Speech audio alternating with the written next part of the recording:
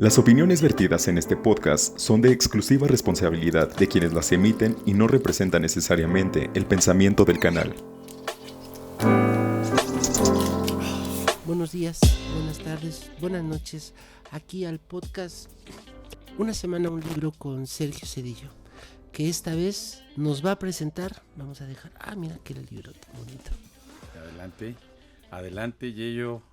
Un gusto estar nuevamente aquí con todo el auditorio, con todos, el auditorio del Sistema Michoacano de Radio y Televisión. Como te había anunciado, este día traigo un texto de un continente que sabemos muy poco. Creo que hay poca difusión de la literatura africana. Conocemos poco. Naguib Mahfouz, por ejemplo. Pero además ¿de qué región de África? África del Norte, el sur de África. Él es de Tanzania, ¿no? Aquí tenemos a Abdulrazak Gurnah con Paraíso. A ver, dilo otra vez rápido porque Abdulrazak Gurnah. Abdulrazak Gurnah. Sí, y esto sería el primer comentario. Es esta África vinculada al mundo árabe, al mundo musulmán. Ajá. Es decir, no en esta idea solamente que la negritud de África, digamos, no tenía contacto con otros continentes. Al contrario, lo que la literatura de Gurnah nos muestra es esa África en donde, previo al dominio europeo, hay una fuerte influencia de la India y del mundo árabe, porque ni siquiera podíamos decir de una región en concreta, de todo ese universo que es también que es toda la zona norte de África, que es árabe. Árabe, exactamente. ¿No? Entonces, él fue premio Nobel de Literatura en el 2021, es decir, es un Nobel cercano. Sí.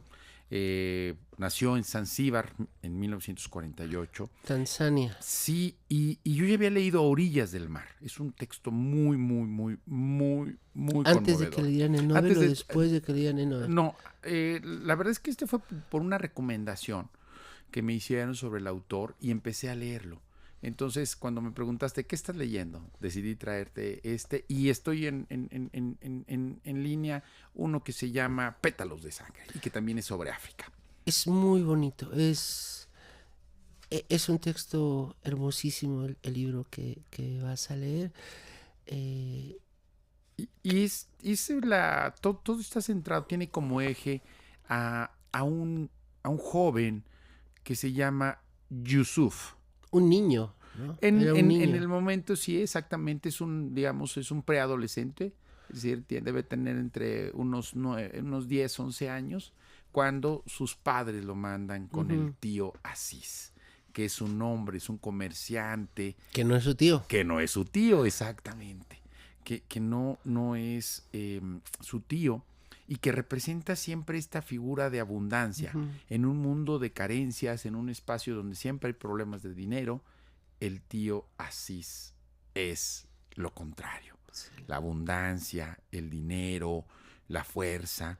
Y aquí dice, aquí lo va desarrollando el autor, ¿no? Dice, había aprovechado la oportunidad para pasar revista al festín.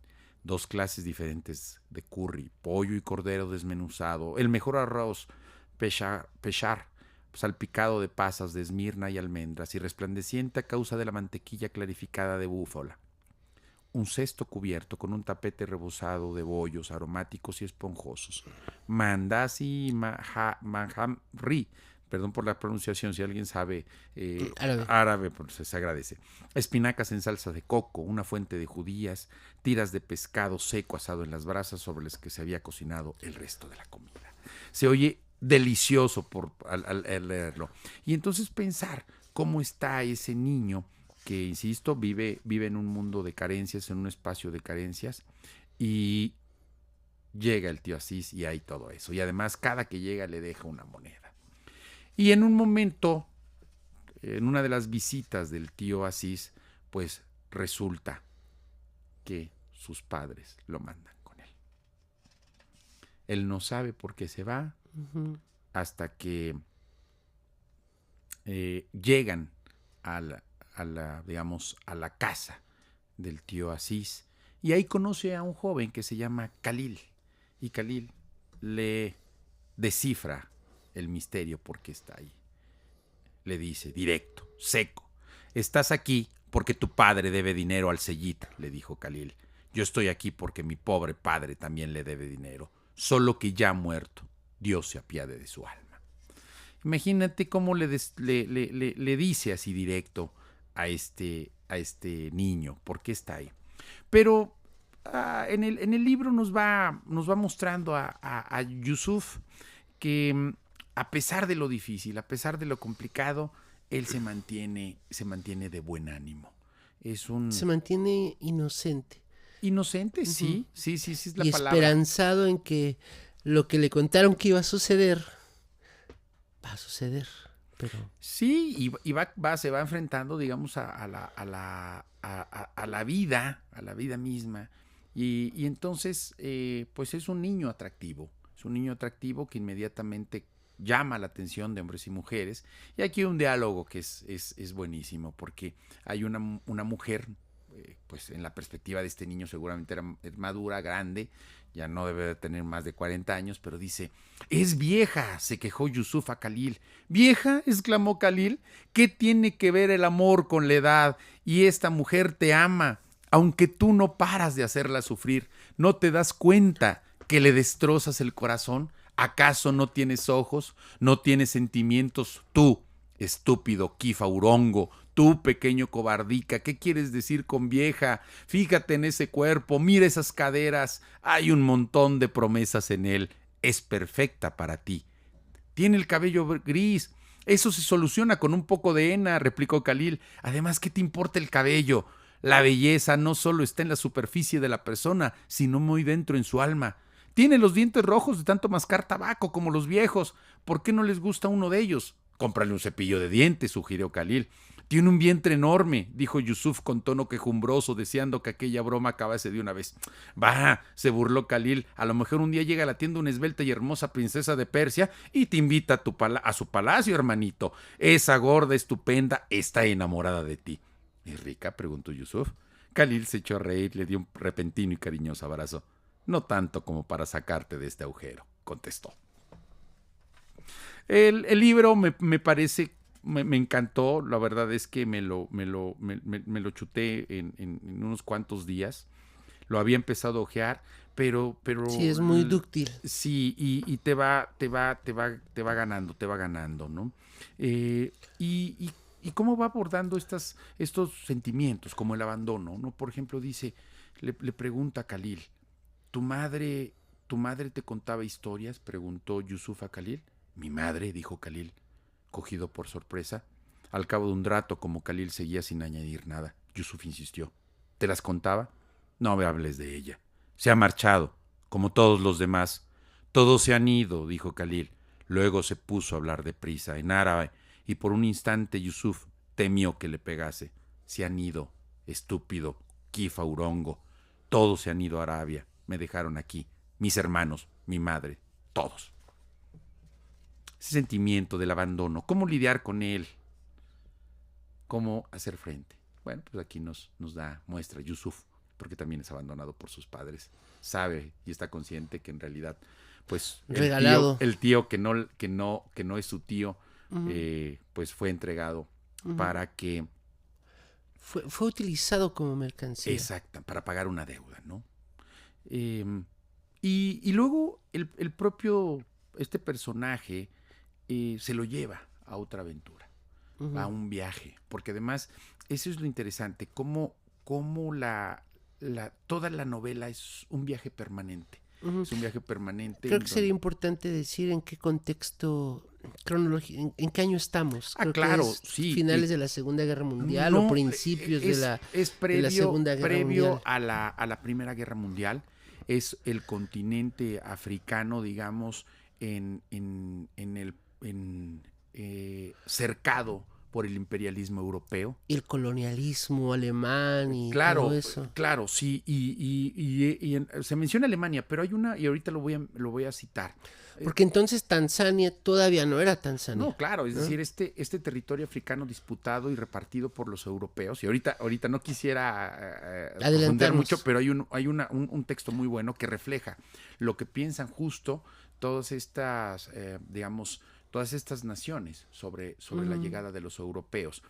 Y que diría también algo, es decir, este continente también repartido por árabes y por hindúes, es decir, la tragedia no llegó con los europeos, ya también había esclavitud, explotación, aunque, digamos, este continente no tan presa de estas tragedias que se iba a hacer después de la llegada de los europeos o de ese reparto imperialista, ¿no?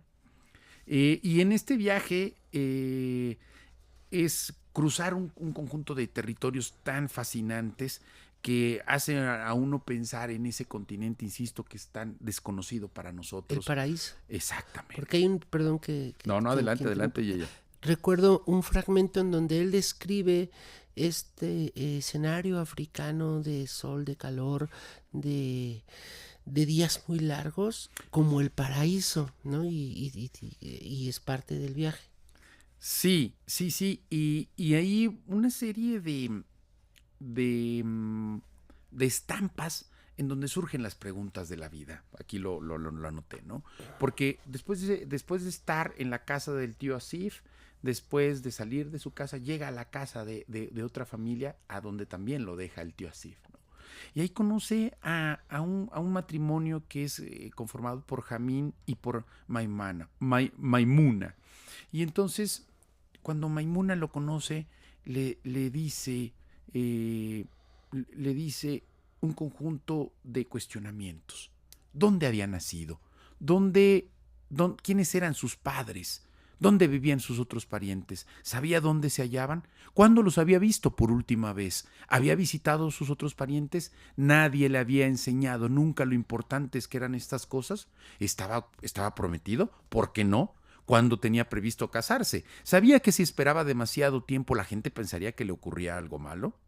A ella le parecía suficientemente mayor. Claro que el aspecto podía engañar. ¿Cuántos años tenía? Yusuf hizo lo imposible para evitar responder. Parecieran las preguntas de cualquier tía mexicana, ¿no? Uh-huh. O española. Exactamente.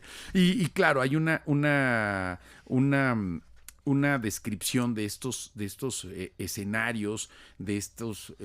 como postales, estampas. Sí, claro, sí. Incluso hay una donde justo Yusuf acompaña a Hussein y van también a comerciar y habla de una cascada hermosísima donde él está... aunque se moja y va con la ropa empapada, la experiencia de haberse sumergido en esa laguna con la cascada lo deja fascinado, ¿no? Y aquí viene el encuentro de los europeos. Dice, desde hacía tiempo, allá donde iban descubrían que los europeos ya habían estado antes que ellos y que, tras decir a la gente que habían ido a liberarlos de los enemigos que solo buscaban convertirlos en salvajes, habían situado soldados y oficiales. A juzgar por sus palabras, parecía que no se hubieran oído hablar de otro comercio más que de ese. Los comerciantes, atemorizados por la ferocidad y crueldad de los europeos, hablaban de ellos con asombro. Se apoderaban de la mejor tierra sin pagar un solo avalorio. Obligaban a la gente a trabajar para ellos. Con engaños comían lo que fuese, aunque estuviese duro o podrido. Como si de una plaga de langostas se tratase, su voracidad no tenía límite ni licencia. Imponían tributos para esto, tributos para aquello, prisión para el infractor y en ocasiones el látigo y hasta la horca. Lo primero que construyen es un almacén, luego una iglesia, a continuación un cobertizo para el mercado a fin de poder controlar el comercio y gravarlo con un impuesto. Y todo esto, aún antes de construirse un lugar donde vivir. ¿Había alguien oído nada igual? Llevaban ropa hecha de metal, pero no irritaba sus cuerpos. Y pueden pasarse días sin dormir o beber. Su saliva es venenosa. Wallahi, os lo juro, si te salpica, te quema la carne. La única forma de matar a uno de ellos es apuñalarlo bajo la axila izquierda. Ningún otro sitio sirve, pero resulta casi imposible hacerlo porque llevan ese punto fuertemente protegido. Esta es la visión de los europeos que van llegando del colonialismo europeo. Exactamente, ¿no? Que se sirvió con la cuchara grande en África. Durante mucho tiempo Alemania, Francia, Bélgica, el Congo belga. Claro, claro. No se diga los ingleses en Sudáfrica con los diamantes, los franceses en Argelia. Ha sido como No, es una el tragedia. saqueo permanente. Ahora, pero también lo que dice aquí es todo un conjunto de conflictos también, derivado del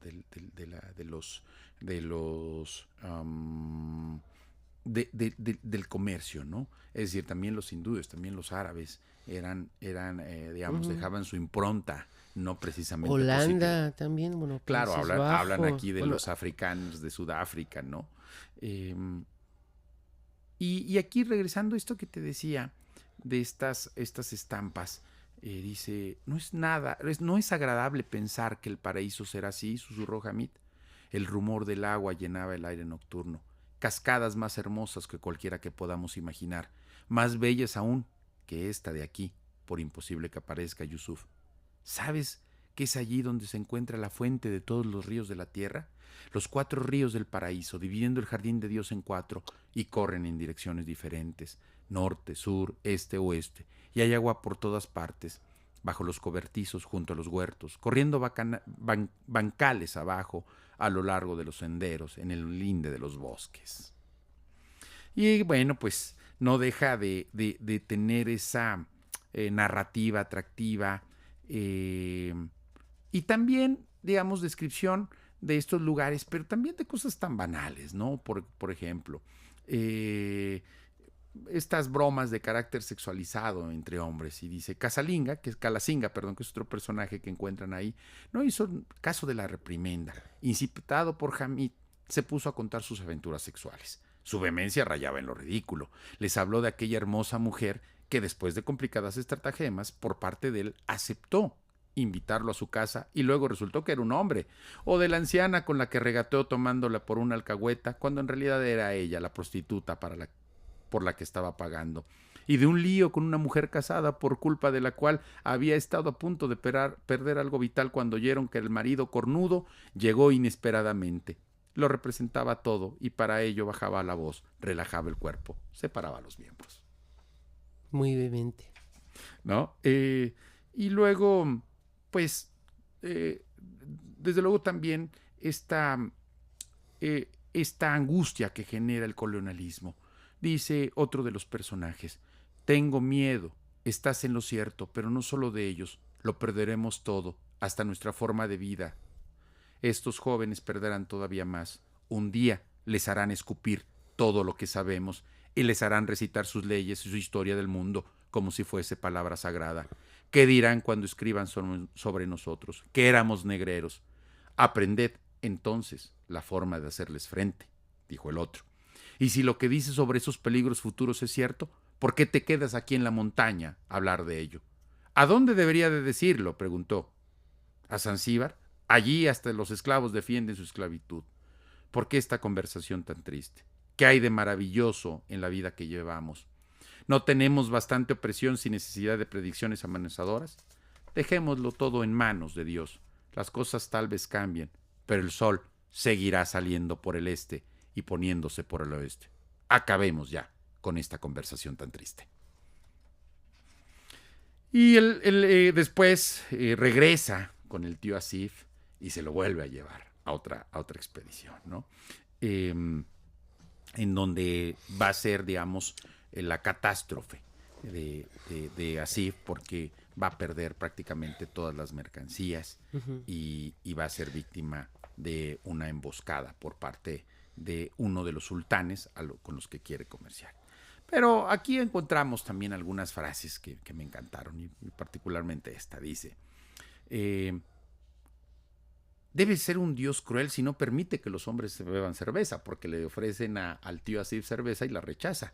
Dile que es un Dios exigente pero justo, se apresuró a replicar el mercader, ¿no? Debe ser un Dios cruel que no permite que uno tome una cerveza. ¿Qué tipo de Dios es el que no nos deja disfrutar de los placeres de la vida? Si no, pues a qué nos mandó, ¿no? Exactamente. Y luego viene esta otra estampa donde en ese diálogo entre el sultán y el comerciante, que el sultán no quiere que llegue a su territorio, y le dice el mercader: la misericordia es potestad de Dios. díselo con cuidado. La misericordia es potestad de Dios. A él no le corresponde dar o quitar. Díselo con cuidado. Porque el mercader le dice que le va a perdonar la vida. Y, digamos, él le responde eso, ¿no? Él no tiene ningún tipo de potestad sobre la vida de los demás. Y bueno, pues en este viaje que va, en este viaje constante, pues también nos señala el despertar de Yusuf. Y dice: aquella noche la muchacha regresó y se sentó junto a Yusuf, como había hecho con anterioridad. Se acariciaron y luego se tumbaron en el suelo. Ella suspiró de placer, pero se incorporó casi al instante, dispuesta a marcharse. Quédate, le pidió él. Ella, después de ponerle la palma de la mano sobre la boca, murmuró algo. Llevado por el regocijo, él había levantado la voz y la vio sonreír en la oscuridad. Alguien tosió en una casa próxima y Bati echó a correr y desapareció entre las sombras. Yusuf permaneció despierto largo rato, se puso a revivir los breves instantes de placer y a desear que llegase la mañana para verla de nuevo. Se sorprendió de lo anhelante que se había mostrado su cuerpo y de lo mucho que sufría por la repentina partida. Pensó en Chatú, la población en donde les había ido muy mal, y en el mercader, e imaginó que si se sentaran de todo lo que estaba haciendo se enfadaría, porque además esto ocurre con la esposa del mercader. Esto lo llenó de inquietud, pero se calmó dando rienda suelta a la pasión que Bati había desencadenado. Luego se volvió de lado, a fin de conciliar el sueño. Y no pude dejar de recordar, querido tocayo, auditorio, la célebre canción de Chico Buarque. Oh, ¿qué será? Oh, ¿qué será, qué será? Que anda murmurando por las alcobas, que anda susurrando versos y trovas. Exactamente. No Qué la bonito. pude dejar de evocar. Claro. Y también en esta historia, todos estos personajes, en esta historia surgen un conjunto de personajes, ¿no? Como hoy diríamos una especie de gatillero, de hombre fuerte del mercader que se llama Mohammed Abdallah, que es la mano firme del mercader, el que azota a los cargadores. El que azota. El maldito. Uh-huh. Pero aún él, en esa verdugo, emboscada, ¿no? en esa emboscada, el capataz, lo muelen a palos y no vuelve a ser el mismo. Dice, y lo mismo ocurre con el tío Asif, que pierde mucho dinero y tiene que negociar con cada uno de sus acreedores, porque había pedido mucho dinero pensando que le iba a ir muy bien. Y dice, y aquí me parece que hacen una descripción de cuando cada uno de nosotros en algún momento de nuestra vida hemos enfrentado momentos y circunstancias muy complicadas y difíciles. Y lo describe. Tío Asís estaba cada vez más abatido. Caminaba con los hombros hundidos y permanecía sentado durante horas, sin hablar, bajo la luz menguante de un atardecer, y a Yusuf le pareció de pronto como un animalito blando, que hubiera perdido su concha y estuviese ahora desamparado, al aire libre, y le diese miedo moverse. Cuando le hablaba, su voz seguía siendo amable y simpática, pero sus palabras carecían de agudeza e ingenio. Al muchacho empezó a darle miedo aquel abandono en que estaban sumidos. Allí, en medio de ninguna parte, en ocasiones, cuando por las tardes el sol poniente brillaba sobre ellos, él tenía la sensación de estar ardiendo. Como esta figura de autoridad, como este personaje que parecía todopoderoso, tocayo, también enfrenta la adversidad. Y la adversidad lo tumba. Y la adversidad no lo tumba, lo arrastra. Exactamente. Y le dicen lo pone en su lugar. Y ante esta imagen, los integrantes de esa caravana le dicen a Yusuf que hable con él. En su corazón hay un espacio para ti. Háblale y escucha sus observaciones. Pero luego dile, tenemos que marcharnos. Ya no eres un niño, dijo Mohammed Abdallah con aspereza. ¿Sabes por qué te tiene cariño? Porque eres tranquilo e inquebrantable, y por la noche gimoteas ante visiones que ninguno de nosotros es capaz de ver. a la mujer piensa que estás bendecido. Y bueno, después... O un amuleto de buena suerte. Exactamente, que llevaba sí. con él en el viaje, ¿no? Sí, aquí lo ven como una especie de amuleto que pues les da esa posibilidad de sobrevivir. Y regresan nuevamente a la casa del mercader. Ahí se encuentra nuevamente con Khalil, este personaje, y con la esposa del mercader, que la esposa también piensa que es un amuleto de buena suerte y lo busca insistentemente para que le rece. Pero Khalil ahora enfrenta también un sentimiento que nos acompaña desde que nacemos, tocayo, auditorio, y es el miedo, y algo peor que el miedo, que es el terror. Y nos lo señala aquí el autor. Dijo: el terror que se había apoderado de él no era el mismo que el miedo. Era como si no contara con una existencia real, como si estuviera viviendo en un sueño, al borde de la extinción. Lo obligaba a preguntarse qué era lo que tanto deseaban aquellas personas, capaces de superar aquel terror en busca de comercio. No todo era terror, por supuesto, pero el terror era lo que le daba forma a todo, y había tenido unas visiones que jamás podría haber predicho. ¿A qué nos puede llevar el terror, querido tocayo, auditorio? ¿A qué nos puede llevar el terror? Y en esta historia los personajes se mantienen o se van cayendo, y lo que nos muestra es la resistencia para soportar las adversidades, ¿no? Uh-huh. Como personajes tan poderosos como pudiera ser este mercader que cruza ríos, montañas, selvas para poder lograr ganancias, termina siendo abatido por las adversidades. O como este personaje también, Mohamed Abdallah o Simba Swan, que es otro personaje que parece muy poderoso, terminan siendo víctimas del infortunio, ¿no? No hay nada escrito. Así es. Y le dice, ¿qué va a ser de ti?, le preguntan. ¿Qué va a ser de ti?, preguntó ásperamente. Yusuf guardó silencio a la espera de escuchar lo que Mohamed Abdallah quería decirle. Al cabo de un momento dejó escapar un bufido burlón y sacudió la cabeza. ¿Pesadillas, gimoteando en la oscuridad como un niño enfermo? ¿Qué veías por las noches que fuese peor que el infierno que estamos viviendo? Aparte de esto, para ser un muchacho tan guapo te portaste bien. Lo soportaste todo, mantuviste los ojos abiertos e hiciste cuando se te pidió. Pero ahora que los perros europeos están en todas partes, ya no habrá más viajes. Cuando hayan terminado con nosotros, nos habrán jodido por todos y cada uno de los agujeros de nuestro cuerpo. Nos joderán hasta que quedemos irreconocibles.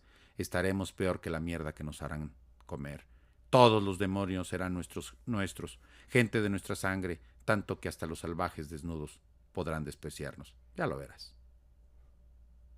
La amargura que consume un hombre, ¿no? Y que muestra ese estadio permanente de desesperanza. Que es probablemente donde se esconde la condición humana, tocayo, probablemente. Pues sí, un mundo que saben que se está desesperanza. acabando, ese hombre que ya no es quien pensaba que era, no es el hombre poderoso, Uh-huh. y que esa condición no la podrá recuperar. Sabe que no podrá volver a ser el rico mercader, sabe que no podrá volver a ser ese capataz al que todos le tienen miedo y que hacen lo que con la sola mirada. La amargura que consume. Exactamente, ¿no? Y luego también hay estas estampas bastante poéticas, ¿no?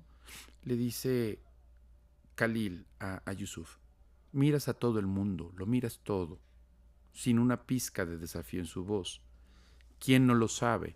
Y todo el mundo ve que tus ojos tristes están abiertos y que no haces nada para apartarlos.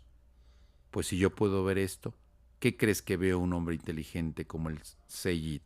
Ay, hermano mío, Él tiene la sensación de que lo traspasas con la mirada. No te das cuenta que es eso de que lo miró. No olvides que te he visto cagarte por unos perros raquíticos que asustan de las moscas y en los que creías ver hombres lobo. Quizá, pero bueno, ¿has oído a esa bestia hablar del maldito Mohamed Alá? Esos días horribles se han acabado. ¡Qué fanfarrón! ¿Y has visto cuánta comida se ha guardado? La vista, la mirada, esta mirada triste que puede ser más penetrante que una mirada cargada de odio o cargada de rencor. La tristeza que termina siendo uno de los elementos más corrosivos del alma humana, querido tocayo. La tristeza y la amargura habías dicho antes. Claro, pero yo creo que más la tristeza. ¿O tú qué piensas? Yo creo que se puede vivir con tristeza. Yo creo que sí. La amargura es más tóxica. Todavía más. Es como un ácido, me parece. Corroe más.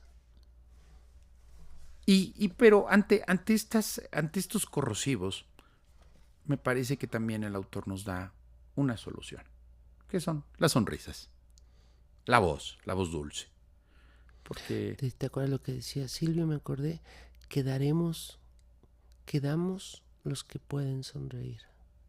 Sí, o como lo citamos a Emir Cioran, En las cumbres. no se mate si todavía tiene un motivo para reírse. Claro. Dice, a pesar de que hablaba muy poco y solo cuando Khalil no encontraba una palabra, Yusuf percibía todo el rato su presencia por encima del hombro derecho. Y le gusta que cantes, prosiguió Khalil, a la vez que sacudía la cabeza incrédulo. No puedo creer que esté aquí haciendo este trabajo. No sonrías. ¿Te crees que esto es una broma? Dice que tu voz es un bálsamo para su corazón, que Dios debe haberte enseñado a cantar y enviado en calidad de ángel para curarla. Como ángel o amuleto, ¿no? Exactamente, sí. Y luego esta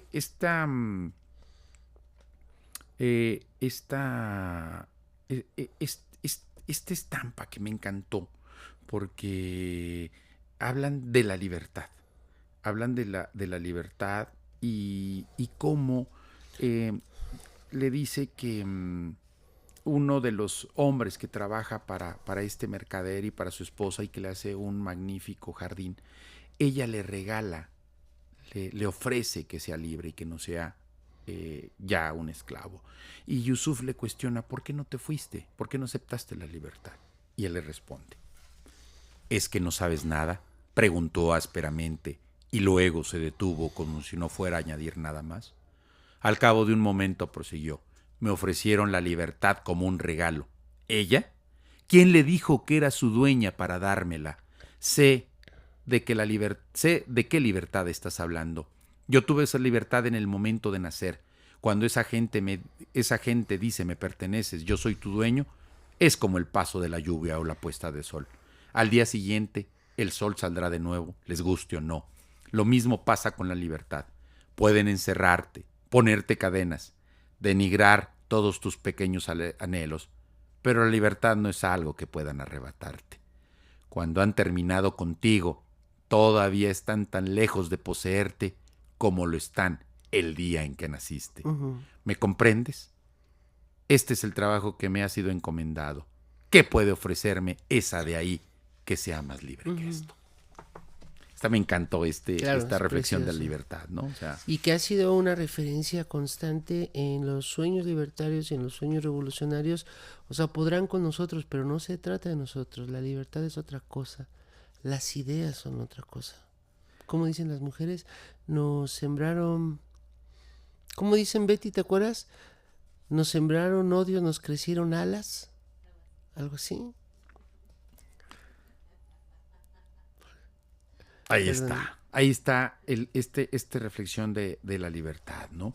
Y va a ser esta idea permanente también, en donde al final Yusuf va a tomar la decisión de irse y construir su propio destino. Porque hasta ese momento, él es, aunque la historia, el eje es él va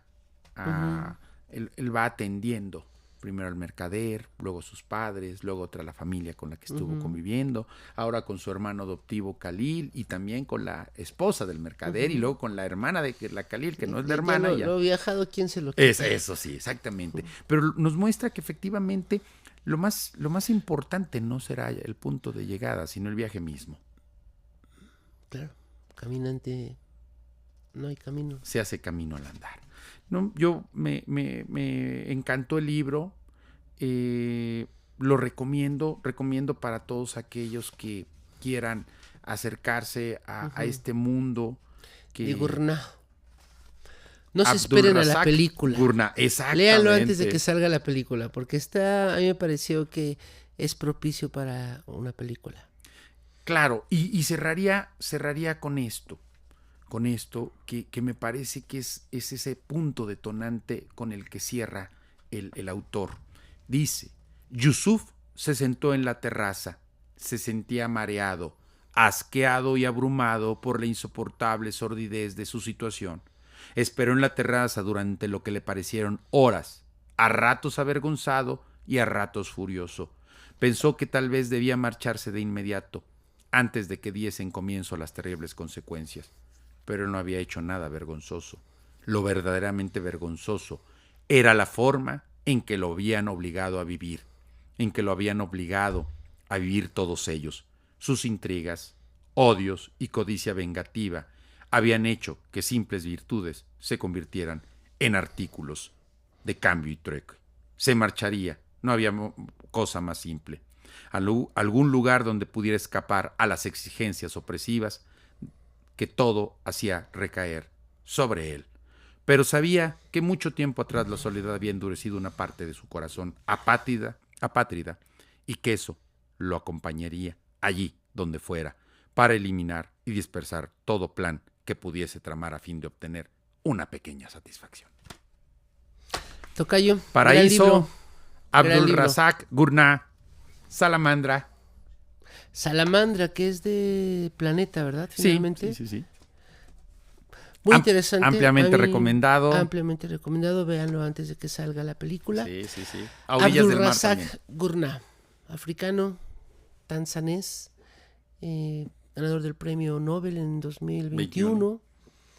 Fíjate que me estaba acordando que en aquel momento se habló de que era un Nobel político, un Nobel que no atendía necesariamente a los méritos literarios del autor, sino a pues que casi africano, pagar una cuota, ¿no? Sí, exactamente, para pagarle su cuota a África, pero pues finalmente, como casi la mayoría de las veces hablamos desde Occidente, desde nuestro eurocentrismo y nuestro desconocimiento de otras realidades, a pesar de que él escribe en Inglaterra, sí.